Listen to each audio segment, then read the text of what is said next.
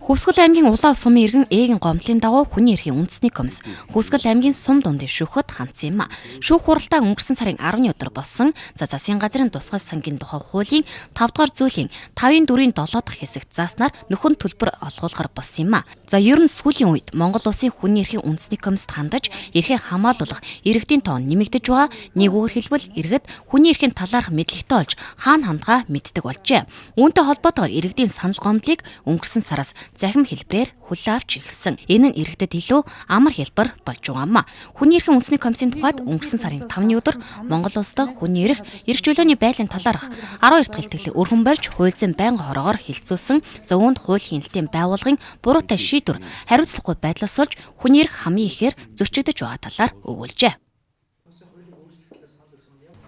Хүний эрхийн үндэсний комиссаас гаргасан санал тийм ээ засгийн газарт хандсан засгийн газрын холбогдох байгууллагуудад хандаж өгсөн санал зөвлөмжийг бол бас хэрэгжүүлэх асуудлыг засгийн газрын хуралдаанаар авч хилцдэг тийм ээ.